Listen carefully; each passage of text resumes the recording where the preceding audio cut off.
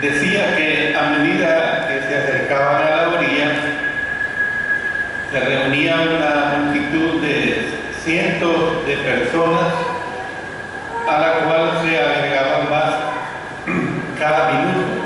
Y es que ustedes tienen que entender, ponía el ejemplo de esta ciudad que tiene las características de un pueblo, que cuando hay un acontecimiento la gente se va dando cuenta, y es tal vez un acontecimiento que no está previsto, sino que aquel acontecimiento a lo mejor llega repentinamente y la gente se va uniendo a aquel acontecimiento que se está dando, como que si de repente llegara el nuevo presidente electo de esta nación, el señor Sánchez Serén, que precisamente es originario de este pueblo.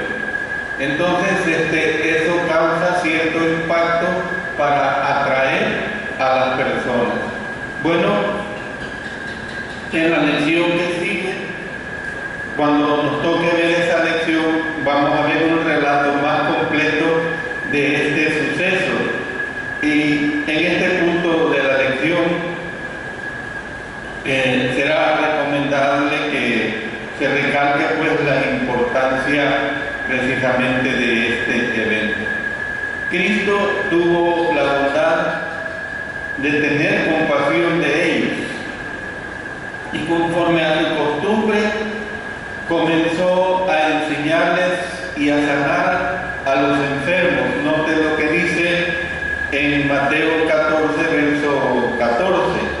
Y saliendo Jesús, vio una gran multitud y tuvo compasión de ellos y sanó a los que de ellos estaban enfermos. Entonces, vemos, hermanos, que el Señor Jesús pues no perdía el tiempo. El Señor Jesús ocupaba su tiempo, nomás llegaba a un lugar, y qué manera de ocupar su tiempo, dándole el bien, dándole sanidad a las personas que se encontraban enfermas. Entonces, hermanos, la fe es probada, es decir, ¿confían ustedes en que puedo llenar sus necesidades? Esa es la interrogante que el Señor Jesús podría hacer acá. ¿Confían ustedes en que yo puedo llenar sus necesidades? Bueno, a medida que se acercaba la noche, la multitud, como ya lo he dicho, continuó creciendo hasta el grado que se llegó a contar por millares, y nosotros podemos ver que la prueba comenzó precisamente como sigue. Miren lo que dice en el Evangelio de Juan, capítulo 6, versos 5 y 6.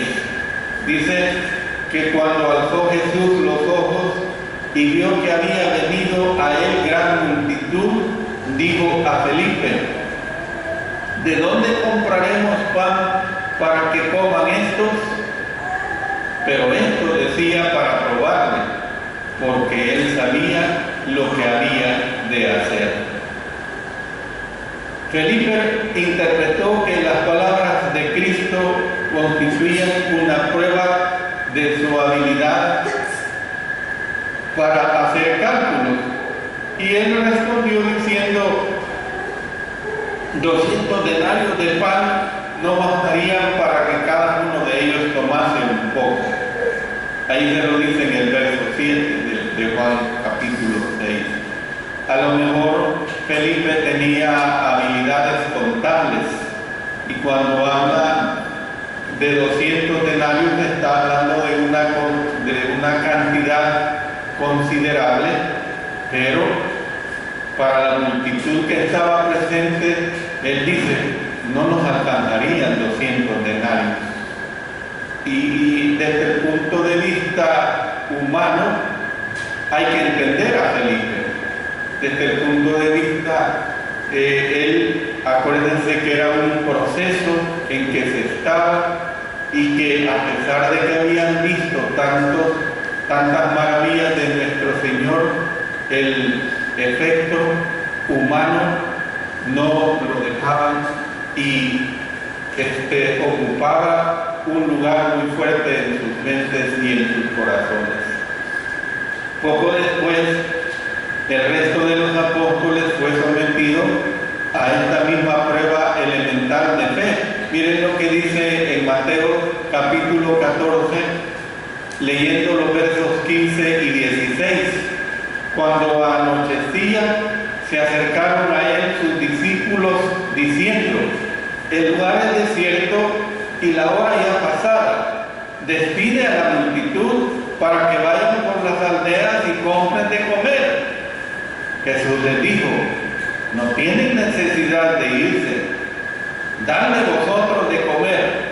Imagínense, un reto, está bien fuerte.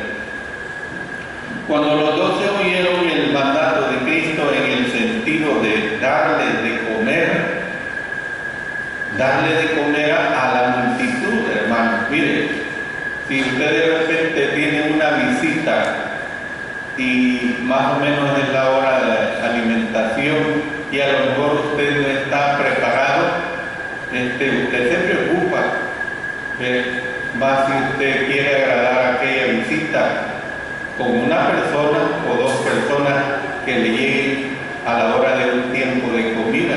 Pero hermanos, aquí estamos hablando de una multitud, hay que ponerle cuidado a esos detalles. Entonces, darle de comer a la multitud, ellos lo interpretaban como una prueba de la capacidad de ellos para comprobar la existencia de recursos, pues. ¿Qué recursos tendrían ellos? ¿Qué menaje tendrían ellos? ¿Qué es lo que podían hacer ellos uso? Ellos mismos no tenían provisiones. Y hermanos, esto es lo que se desprende de la lectura que acabamos de darnos cuenta, porque si ellos hubieran traído de comer, sin duda lo habrían incluido en el informe que le dieron a Jesús acerca de lo que había disponible. Y el hecho pues de que no trajeran nada es probablemente un indicio de la urgencia a lo mejor con que tuvieron que salir para este viaje con el Señor a este territorio de Herodes. Es probable que hubieran planeado comprar pan a lo mejor en una aldea cercana. Miren lo que dice, vamos al Evangelio de Juan otra vez. Ahora consultemos el capítulo 4 y el versículo 8. Pues sus discípulos habían ido a la ciudad a comprar de comer. Pero a lo mejor, hermanos, y lo más seguro es que habían ido a la ciudad a comprar de comer, pero la ración de ellos, del Señor Jesús y de los 12 a quien él instruía, estaban pensando en ellos. ¿Ven? Entonces, hermanos, nosotros podemos ver que ellos mismos no tenían provisiones y un sondeo de la multitud solo dio como resultado, por decirlo así, hermanos, la merienda de un muchacho. Miren lo que tenemos en Mateo capítulo 14, el verso 17. Y ellos dijeron: no tenemos aquí sino 5 panes y 2 peces. Yo me pregunto, ¿eran 5 panes y 2 peces de ese muchacho? Le pedirían permiso a él para que se lo diera. Hay una serie de interrogantes. ¿Ven? Entonces, hermanos, nosotros podemos ver que tenga presente que los discípulos habían visto al Señor hacer muchos milagros, entre los que se incluía calmar una tempestad y resucitar a los muertos. Habían visto eso, hermanos. En esta ocasión lo habían visto sanar a los enfermos. Leímos eso al inicio de la lección. Además, Jesús les había dado recientemente la habilidad, hermanos, para hacer milagros. ¿Recuerdan? que ellos mismos regresaron contentos porque pudieron hacer milagros. Pero a pesar de esto, les estaba costando entender que si Cristo podía hacer un milagro de toda esta envergadura, también podía hacer cualquier otro milagro, hermano. Más adelante vamos a ver en este relato que se recalca la incapacidad de ellos para entender esto. Miren lo que dice en Marcos capítulo 6 y el versículo 42, expresándose en relación a esta situación. Miren lo que dice: y comieron todos y se saciaron, dice.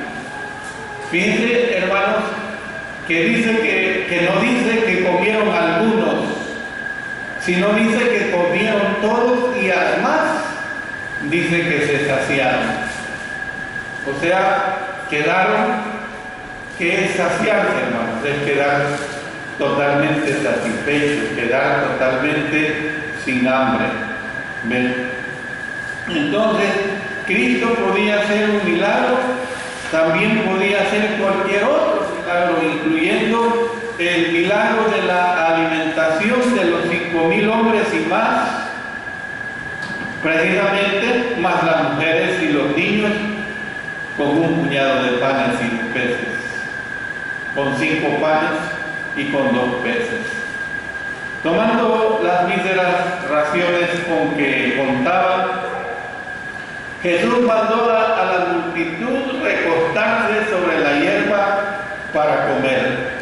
Miren lo que dice, volviendo otra vez a Mateo, capítulo 14, verso 19. Dice: entonces mandó a la gente recostarse sobre la hierba, y tomando los 5 panes y los 2 peces, y noten qué hermoso esto, y levantando los ojos al cielo, bendijo y partió y dio panes a los discípulos y los discípulos a la multitud. Primero, cuando manda a la multitud recostarse, hermanos, continuó la estupefacción para los discípulos. ¿Qué es lo que está haciendo? Habían interrogantes, yo no lo dudo, en cada uno de ellos. Tenemos 5 panes y 2 peces y les está mandando que se recuesten y les va a dar de comer. Pero miren qué hermoso, que el Señor, antes de darles de comer, eleva una oración al Padre, y el Padre le concede el poder alimentar a estos 5,000 y más personas. Tomando precisamente este hecho, podemos nosotros ver que tenía esta muestra visible de estos 5 panecillos y estos 2. A lo mejor, hermanos, eran diminutos peces, a lo mejor no eran ni grandes peces, pero el Señor los multiplicó. Así, todos los demás presentes fueron también sometidos a prueba. Hay que reconocerles a los discípulos y a la multitud que por lo menos, hermanos, tuvieron suficiente fe para hacer lo que Cristo les mandó. Solo imagínense, traslade esa situación a una multitud ahora en día, a una multitud incrédula. Yo me la imagino sin ninguna pizca de paciencia y armando una enorme revolución, una enorme revuelta por esta falta de fe. Pero lo admirable de esta multitud, lo admirable de sus discípulos, que fueron obedientes y se sujetaron a oír y ver la realidad de lo que allí iba a pasar. Pero hermanos, veamos los resultados de la prueba. Una comida y una concepción errónea. ¿Por qué digo, hablando de los resultados de la prueba, una comida y una concepción errónea? Bueno, cuando tomamos una prueba, por lo general ansiamos conocer los resultados de ella. Yo creo que nosotros hemos caído en prueba y superamos la prueba y no nos basta con haberla superado, sino que queremos saber por qué nos vino aquello. Y en este caso, la fe de los presentes fue galardonada. Ya he dicho que la merienda del muchacho se convirtió, por decirlo así, lo que es una cena buffet. Usted sabe lo que es una cena buffet, si no sabe se lo describo. Una cena buffet, un almuerzo buffet o desayuno buffet, porque existe también, es de que usted paga X cantidad y usted va a comer todo lo que le puede meter a su estómago. No hay límite. Pues hermanos, allí para ellos hubo una cena buffet en la que miles de personas hambrientas comieron todo lo que pudieron, todo lo que pudieron. Hermanos, la idea que se presenta y la realidad que nos hacen ver los evangelios recalcan que las personas comieron hasta que se saciaron. Pues esto es lo que leemos. Miren lo que dice en Mateo también, capítulo 14, ahora leamos los versos 20 y 21. Y comieron todos y se saciaron, y recogieron lo que sobró de los pedazos, 12 cestas llenas, y los que comieron fueron como 5,000 hombres, sin contar las mujeres y los niños. Yo no me pongo a pensar, nada más le doy rienda suelta a la imaginación, hermanos, que la mitad de los hombres eran casados. ¿Ves? Póngale 2,500 mujeres. Y esto siendo conservador. Yo no me pongo a pensar que en esa época no había, en el sentido de limitar los nacimientos, a lo mejor cada matrimonio tenía de 3 a 5 hijos, porque no los iban a dejar en sus casas, los niños iban con ellos. Multiplique usted 2,500 matrimonios por de 3, 4 o 5 hijos, usted puede hacer la cuenta. Hermanos, a los comensales les encantó aquello. Juan capítulo 6, verso 26, hermanos, describe el entusiasmo de ellos. Describe precisamente el entusiasmo. Miren lo que dice. Respondió Jesús y les dijo: de cierto os digo que me buscáis, no porque habéis visto las señales, sino porque comisteis el pan y os saciasteis. Había entusiasmo, hermanos, y que el hombre, el ser humano así es. El ser humano, cuando se le da algo, quiere más, y él era para menos. Si habían recibido un banquete, pues el cuerpo rápido vuelve a tener hambre, ¿verdad? A los comensales, pues como decía, les encantó esta situación, pero no se dieron cuenta de que la comida en sí era una prueba adicional, una prueba de cómo percibían a Jesús y su misión. Entonces, emocionados se dijeron unos a otros. Miren lo que dice en Juan capítulo 6, verso 14. Este verdaderamente es el profeta que había de venir al mundo. Ahora, ¿cuál profeta?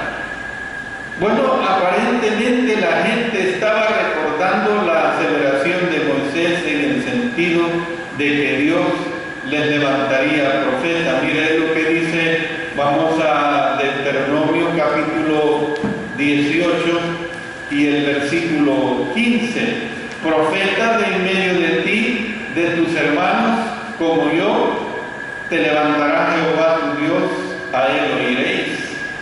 Y aquí, hermanos, pasaron muchos siglos, 3000 años, por lo menos. ¿Ve? Y ahora su mente le remonta a esta declaración profética que a través de Moisés se nos presenta aquí en Deuteronomio. Entonces, hermanos, nosotros podemos ver pues que aquel a quien habían estado esperando, poco después estaban haciendo planes para apoderarse de él y hacerle rey. Nosotros podemos ver que casi al final del ministerio de Jesús, un entusiasmo parecido se apoderó de la gente cuando Cristo hizo su entrada triunfal allí en Jerusalén. Le recibieron con una gran pompa, pero una semana después cambiaron esa alegría. Entonces, hermanos, nosotros podemos ver que es curioso que desearan hacerle rey, habiendo él nacido rey, porque él, hermanos, nació siendo rey. Miren lo que dice, vamos otra vez a Mateo, capítulo 2 y el versículo 2. Tenemos que entender esto, diciendo, ¿dónde está el rey de los judíos que ha nacido? ¿Ven? Allí la interrogante lleva implícito que ha nacido un rey. No que dónde está aquel supuesto rey. Ha nacido un rey. ¿Ven? Porque su estrella hemos visto en el oriente y venimos a adorarla. Sin embargo, la gente estaba pensando en el concepto judío de un rey terrenal, un rey que pudiera llevarlos a la victoria contra sus enemigos. El último milagro de Jesús había encendido la imaginación de ellos. Les había puesto a pensar que él podía servir no solo como un grandioso general del ejército, sino también como un intendente. ¿Qué es un intendente, hermano? El intendente es el que provee. En los ejércitos de aquel tiempo, el intendente es el que tiene la guarnición. No me refiero a la munición. El intendente es el que tiene el alimento. Ustedes saben bien que hay un dicho popular, nunca te enojes con la cocinera. Y claro, vieron en el Señor a un intendente. Si le ha dado de comer a 5,000, 10,000 o 15,000, entonces este puede ser un grandioso general que lo podemos tomar como un intendente, pues estaba en capacidad de suministrar precisamente a las tropas sus raciones diarias. Pero no entendían que recibirlo como un rey terrenal equivalía a rechazarlo como un rey espiritual de ellos. Eso no lo entendían hasta este momento, hermanos. Y se iba a dar algo que realmente después lo podrían comprender. Entonces, conociendo lo que se proponía, Cristo frustró los planes de ellos por medio de enviar delante de él a sus discípulos. Fíjense que él les dijo que fueran a Bethsaida, Capernaum. Esta Bethsaida estaba cerca de Capernaum, tal vez era un suburbio. No se nos dice por qué Jesús envió a sus discípulos delante de él. Puede ser que deseaba que cumplieran su mandato para hacer que la multitud saliera a lo mejor de aquel lugar. Tal vez no deseaba que se dejaran llevar por el celo equivocado de la multitud, porque la multitud había recibido la bendición de él, pero la multitud ya había confundido esa bendición. Después de todo, ellos también tenían problemas por tener concepciones materialistas equivocadas en relación con el reino. Entonces, podemos nosotros ver que Él a sus discípulos, conociendo lo que se proponían, Cristo frustró precisamente los planes de ellos por medio de enviar delante de Él a sus discípulos y despedir a esa multitud. Muchos de la multitud quedaron en los alrededores, pero por lo menos el Señor Jesús enfrió los ánimos al dispersarlos. Miren lo que dice aquí en el Evangelio de Juan, en el capítulo 6 y el versículo 22. Dice, el día siguiente, la gente que estaba al otro lado del mar vio que no había habido ahí más que una sola barca y que Jesús no había entrado en ella con sus discípulos, sino que estos se habían ido solos. ¿Ve? Luego entristeció. ¿Por qué entristeció el Señor, hermanos? Acuérdense, no hay que poner una gran distancia de tiempo, hermanos. ¿A qué me refiero? Que la muerte de Juan el Bautista apenas acababa de suceder.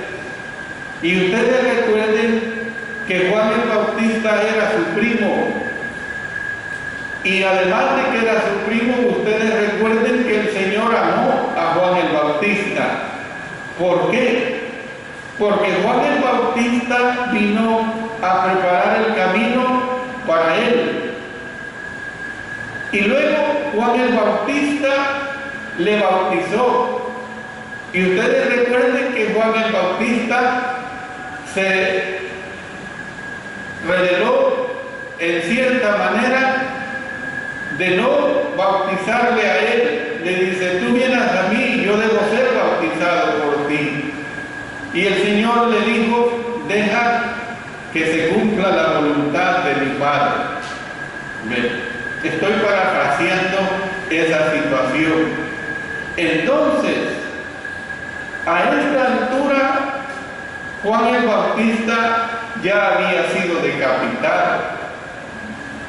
Y el Señor no había tenido tiempo para guardar luto por el amado Juan el Bautista, lo que representaba para él, porque fue todo un profeta. Hablando en nuestro idioma, Juan el Bautista fue todo un caballero, fue todo un honesto, fue todo un sincero, al grado cuando Juan el Bautista, él expresó que era necesario que él menguara para que el Señor subiera, para que el Señor resaltara. Entonces, él entristeció y dice la Escritura que subió a un monte cercano para estar solo y orar. Miren lo que dice, otra vez vamos a Mateo, los versos 22 y 23. Enseguida Jesús hizo a sus discípulos entrar en la barca e ir delante de él a la otra ribera, entre tanto que él despedía a la multitud. Despedida a la multitud, subió al monte a orar aparte, y cuando llegó la noche, estaba allí solo. Buscó la soledad, hermano, buscó esa hermosa soledad. Pero hermano, quiero que veamos otro aspecto muy interesante, y es la prueba sobre un mar tempestuoso. Yo no sé si ustedes, todos los presentes aquí, han estado en alta mar. Yo he tenido creo que una o dos oportunidades de estar en alta mar. Me gusta la majestuosidad de la creación de Dios, pero soy un inútil estar en alta mar. Es algo que de valientes estar en alta mar, no es fácil.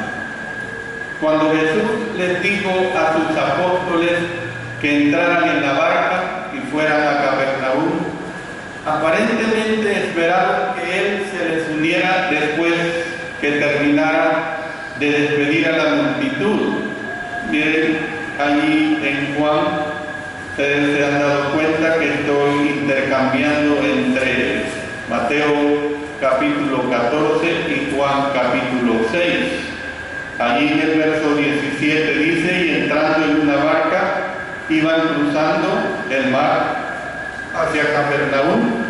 Estaba ya oscuro y Jesús no había venido a ellos. Tal vez se demoraron cerca de la orilla, tal vez remaron hasta cierta distancia y esperaron. Al ver que el Señor no llegaba, emprendieron la travesía del mar. Y aquí vemos cómo es que la fe otra vez es probada. Y les pregunta, en cierto modo, hermanos, ¿confían ustedes en que puedo protegerles? Cuando iba por la mitad del trayecto, en la versión Reina Valera se lee como 25 o 30 estadios. Hermanos, estadios proviene de la palabra griega estadia, que es el plural de estadio, una medida romana que equivale a unos 180 metros, un estadio. Y como dice que eran más o menos unos 30 estadios, entonces, hermanos, eran como 5.400 metros. En otras palabras, una distancia de casi 5 kilómetros y medio en alta mar, hermanos. Eso tiene peso. No es lo mismo una distancia en tierra en alta mar de 5 kilómetros y medio. Entonces, Mateo, hermanos, añadió que la barca estaba en medio del mar y era azotada por las olas. El viento soplaba del oeste y esa era la dirección en que estaban tratando de ir, de manera que arriaron velas y comenzaron a remar. Remaron durante horas, habían salido a cierta hora al anochecer cuando estaba ya oscuro, pero Jesús no llegó a ellos, sino nos dice la Escritura que llegó hasta la cuarta vigilia de la noche. Ahí lo puede ver en el verso 25. O sea, llegó, hermanos, entre 3 de la madrugada a 6 de la mañana. Esa era la cuarta vigilia. No logrando avanzar sobre las aguas que sacudían la barca, solo imaginamos el cansancio y la desesperación que se apoderaron de ellos. Una vez más estaba siendo probada la fe de ellos. El relato de Marcos dice que querían adelantárseles. Hay quienes han sugerido que quería adelantárseles para no asustarlos, y puede que así haya sido. Los demás evangelios indican que Jesús vino a ellos. La palabra griega que se traduce por adelantar en Marcos capítulo 6 podría traducirse pasar al lado de, y es posible que este sea el significado aquí. ¿Ven? Entonces, hermanos, ¿qué es lo que nosotros vemos, hermanos? Aunque Jesús los había rescatado anteriormente por medio de calmar una tempestad, pero en esta oportunidad Él no estaba con ellos. Esta vez se encontraba lejos, por eso les mencioné casi 5,5 kilómetros de alta mar. Aunque a Cristo le separaban varios kilómetros de ellos, Él estaba al tanto del aprieto en que se encontraba. Y miren lo que dice el Evangelio de Marcos. Vamos a Marcos capítulo 6, versos 47 y 48. Y al venir la noche, la barca estaba en medio del mar y él solo en tierra. Y viéndole remar con gran fatiga, porque el viento les era contrario, cerca de la cuarta vigilia de la noche vino a ellos andando sobre el mar. Andar sobre el agua es uno de los milagros más conocidos de Jesús. Cuando se lo imagine haciendo esto, yo quiero poner No se forme la idea de un Jesús flotando en una posición vertical sobre una superficie calma, una superficie llana, como por lo general se describe, que es lo que había en el mar, hermano. Una tormenta tempestuosa. Entonces el Señor Jesús iba caminando en medio de esta tormenta tempestuosa, hermano.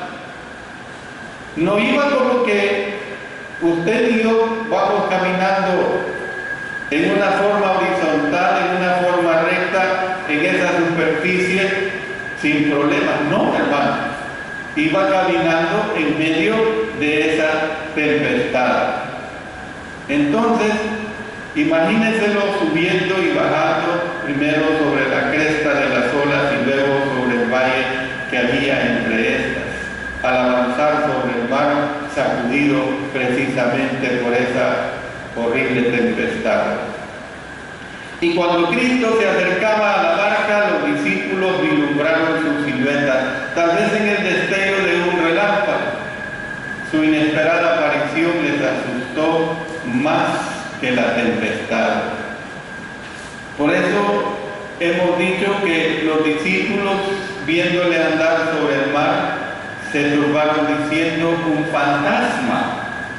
¿Y ustedes por qué creen que ellos dijeron un fantasma? Bueno, hermanos, no se nos dice por qué creyeron que era un fantasma, pero sí les puedo decir lo siguiente. Recuerden que la superstición reinaba en las mentes de los seres humanos de aquellos tiempos, reinaba en las mentes de los hombres de aquellos tiempos. Entonces era normal que pensaran: ahí viene un fantasma. Y dieron voces de miedo, dice la Escritura. Jesús calmó los temores de ellos, alzando la voz para decirles: tened ánimo, yo soy, no temáis. Miren qué hermoso. Tened ánimo, yo soy, no temáis. A menudo en nuestras casas ha sucedido esto. Yo he asustado a mi esposa o a mis hijas o viceversa, que de repente, a pesar de que estamos conscientes que ahí estamos en la casa, pero la mente se nos va y de repente aparecemos por detrás y viene un susto tremendo para la persona que amamos en nuestro hogar. Pues hermanos, aquí es algo típico, hermano. Ver de repente al Señor en medio de esta tempestad, caminando en medio de esa horrible tempestad. Ellos expresan que es un fantasma. Luego tenemos en Mateo 14 la extraordinaria historia de Pedro que anda sobre las aguas. Pedro dio voces a Cristo diciendo: Señor, si eres tú, manda que yo vaya a ti sobre las aguas. Y él dijo: ven. Y descendiendo Pedro de la barca, andaba sobre las aguas para ir a Jesús. Verso 29. A menudo se oye el comentario en el sentido de que mientras el apóstol mantuvo sus ojos en Jesús, él estuvo a flote, pero cuando volvió su mirada al mar, sacudido por el viento, tuvo miedo y comenzó a hundirse. Y Pedro clamó diciendo: Señor, sálvame. Y al momento Jesús, extendiendo la mano, asió de él y le dijo: hombre de poca fe, ¿por qué dudaste? Al igual que algunos de nosotros, hermanos, ¿cómo actuaría usted? ¿Cómo actuaría yo? Pedro tuvo suficiente fe para comenzar a andar, pero esta no fue suficiente para terminar el trayecto. ¿Cuáles fueron los resultados que se dieron de esa prueba, hermano? ¿Cuáles fueron esos resultados que se dieron de esa prueba? Bueno, los discípulos ayudaron a Jesús y a Pedro a entrar en la barca. Y enseguida, es decir, la idea de que estos eventos ocurrieron se ve inmediatamente. Miren lo que dice en Juan capítulo 6, el verso 21. Ellos entonces con gusto le recibieron en la barca, la cual llevó enseguida a la tierra donde iba. Entonces, hermanos, nosotros podemos ver que enseguida se calmó el viento y ellos se asombraron en gran manera. Luego dice la Escritura que los que estaban en la barca vinieron y le adoraron diciendo: verdaderamente eres hijo de Dios. Hermanos, parece una historia con un final feliz, pero la versión de Marcos indica que en realidad los apóstoles habían fallado una prueba crucial. Marcos confirmó que ellos se asombraron en gran manera y se maravillaban porque aún no habían entendido lo de los panes. Imagínense, hermanos, aún no habían entendido lo de los panes. Además de manifestar que él se preocupaba, todo milagro que Cristo hacía también tenía implicaciones teológicas, hermanos. O sea, tenía enseñanzas divinas. ¿Qué es lo que debían haber entendido los discípulos en relación con lo de los panes? Hermanos, debían de haber aprendido que si él tenía el poder para alimentarlos a esa multitud, hermanos, para alimentarlos sobre la llanura, también tenía el poder para protegerlos sobre el mar. Pero lamentablemente el ser humano se transforma en falto de fe. Según Marcos, el problema de ellos era que estaban endurecidos sus corazones. Ahí lo dice en el verso 52 de Marcos capítulo 6. Termino diciéndoles que hasta cierto punto entendían y apreciaban a Jesús. Tenían cierta medida de fe, pero hermanos, les resultaba difícil entregarle totalmente su vida y su corazón. Los 12 fueron los primeros en tener este problema en particular y tampoco fueron los últimos, hermanos. Porque si usted se mide con la medida de estos discípulos, incluyendo a quienes habla, a lo mejor y con mayor intensidad mostraríamos esta misma incredulidad. Hermanos, el mensaje es que nuestra fe, nuestra creencia en el Señor cada día sea más fuerte. Que realmente entendamos que el Señor está con nosotros, que realmente entendamos que el Señor no nos desampara. Claro, para ello se requiere de nuestra fidelidad a Él, de nuestra integridad a Él, de nuestra obediencia a Él. Siempre he dicho, porque Él mismo lo dice, que Él requiere de nosotros obediencia, requiere que creamos, y creer en Él es obedecerle, cumplir con lo que Él nos manda, que cumplamos cada día de nuestras vidas. En la próxima clase voy a continuar con una prueba en una sinagoga atestada, precisamente cuando Él me hizo ver: yo soy el pan de vida. Que el Señor lo bendiga. Amén.